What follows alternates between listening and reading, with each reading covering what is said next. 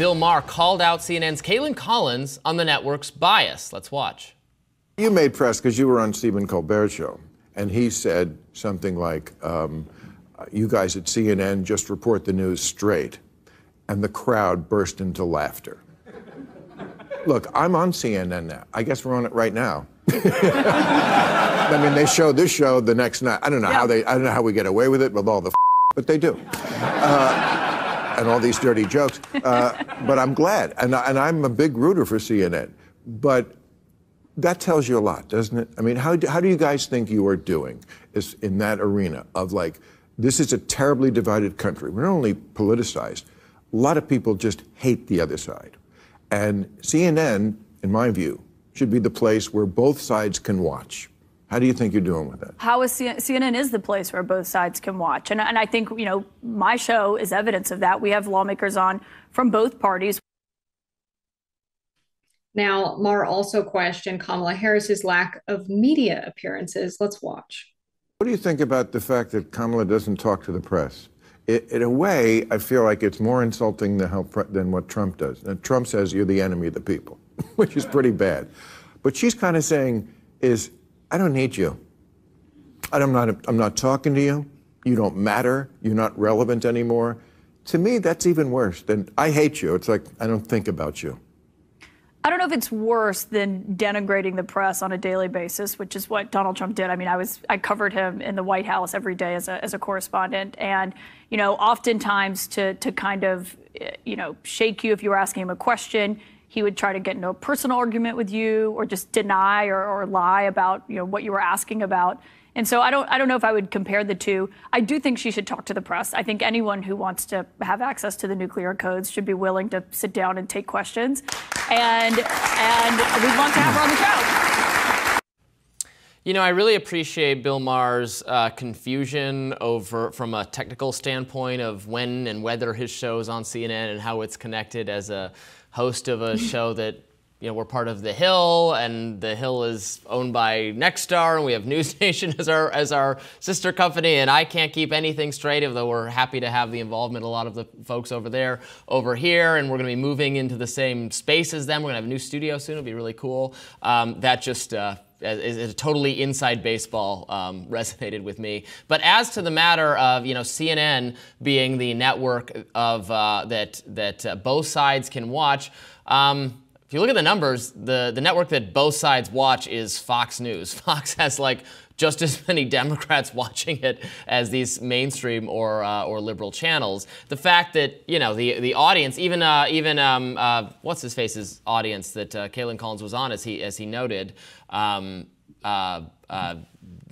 at the idea that CNN is unbiased and is a place that both sides are tuning in, which is a far cry from where it was when it launched, which is not to say that there isn't good reporting being done by the network or there aren't fair anchors. I've celebrated over and over again the effort they did hosting the first debate between Donald Trump and Joe Biden. So I'm not going to, by any means condemn the whole place, but I think it's perceived by viewers, whatever's left of them, to have gone astray from its mission somewhat.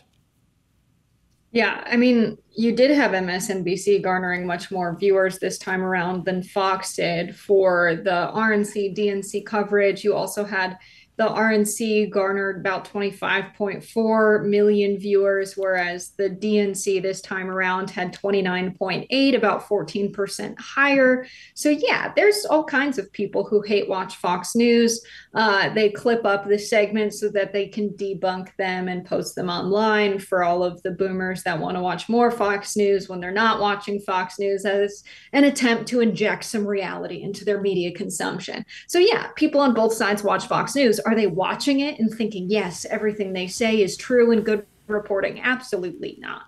Fox has become entertainment for people on both sides and for different reasons. Does that make it a good news channel? No. And so I think, it's interesting to see the amount of people tuning into the DNC and Kamala Harris as an indicator of where people stand politically, and they want to watch it on MSNBC. They're like, we're going to watch it with the libs. We're going to lib out and watch people who are happy about it. And so I think news is shifting and the country politically is shifting a little bit more towards positivity and hope. And Fox is still playing the hits, criticizing the tan suit, bringing up race and gender on a constant basis. And so I think less people want to watch that these days. Bringing up race and gender on a constant basis. I mean, I think that's the boosters of Kamala Harris doing that on mainstream media. Look, you can disagree with the perspectives, the opinions of the opinion hosts on Fox, but the mainstream, and I disagree sometimes with some of them, depending on what it is.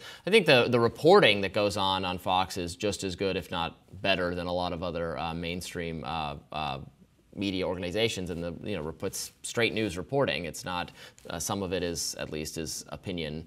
Plenty of it is opinion free, and the line is more clearly delineated, in my view, on Fox than it is on the other channels. But I also wanted to touch on their debate over, Maher saying Kamala is almost worse because while Donald Trump's attitude toward the mainstream media is, I hate you, her attitude is, I don't need you at all, and I'm not going to talk to you. And I think there is something to that, and the reason for it is because she perceives she doesn't need the media because they're being so positive toward her. They're boosting her. They're helping push her over, pull her over the finish line. They're giving her unbelievably favorable, fluffy coverage without her having to lift a finger. So why would she talk to them when they're just going to talk about, right, all that joy being injected into the airwaves, into our brains, as you put out? That's what they're doing without her having to play ball at all with them. So why would she? I mean, it's been 3 weeks. Again, we've talked about this before. The most recent sit-down interview Trump did with the media was with Elon Musk. Trump's sit-down interviews, he doesn't really speak to his policy plans anyway. I don't know why they're so obsessed with Kamala Harris sitting down with them. I mean, they're the media. They want the views for sure. But I mean, she's out doing campaign rallies all the time, talking about her vision. She answered questions with the press on the tarmac in between going to campaign rallies. This idea that she's not willing to answer questions, I just think it's silly. She's spending her time catching up on campaigning because she's joining the race so late. It's just the media being obsessed with the media, that we're the most important people and the questions of ours she answers are the most important. She's got a campaign to run. And of course, she's going to have press conferences as president. She's going to do sit-down interviews. But the idea that she needs to do one in the first few weeks of her campaign, why? I just don't understand why they're calling for that. It's not that she said she'll never talk to the press. You think we have to elect her president before you have to vote for the bill to see what's in it? We have to have her as president before we're allowed to find out what she actually thinks about the issues? No, she's released her economic policy plan. She's doing this on the campaign trail. The idea that she has to sit down with a figure on media and give their show views in order for them to be satisfied is a part of the poison of American media. She's giving her message directly to the people, and her speeches are being aired. I mean, I know more about her economic policy plan than I do about Donald Trump's. And in fact, a lot of conservative commentators are spreading misinformation and attacking Kamala Harris's economic plans. So the idea that they can attack her plans and still don't know what they are doesn't make sense. Those two things can't be true at once. Well, she got some criticism. In fact, she even got some mainstream criticism of her economic plans. Very polite, mild criticism that even some people making it then wanted to walk back for fear of offending, I don't know, the K-Hive or something. That's why I think it would be beneficial for her to sit down with a reporter who can say, well, this is your economic plan, but economists say this about it and that it's going to be bad. Actually, that just happened with J.D. Vance, sat down for a mainstream interview, and he was asked about the tariffs plan, and the reporter was able to say that, tariffs are something virtually all economists say are bad for the economy, but you think tariffs are good? And he said, well, I think they're good for this reason. He was actually pressed on a policy,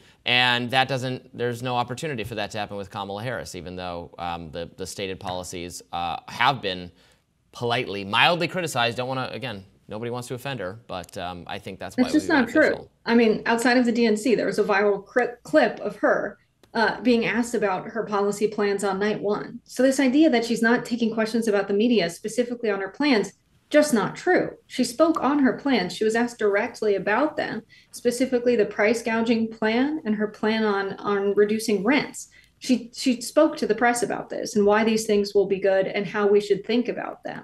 So this idea that she's not taking questions for the press, not talking to the press, they're just not true. And you can say it all you want, but people see the videos of her talking to the press. They saw the videos about her saying we need to look at the economy as a whole. And instead of, questioning how this will be bad for the economy, we need to think about the economy as a whole, and that price gouging will be good. I'm paraphrasing, but we can pull the clip up. She's talking to the press and answering specifically questions on her economic policy plan. That does it for us today on Rising. Thank you all for tuning in. We're just getting the week started. There's going to be a lot more news to come. Be sure to like, share, and subscribe so you never miss any of our content. And for those of you who like to listen while on the go, we're available anywhere you can get your podcast fix. See you back here tomorrow. Bye, y'all.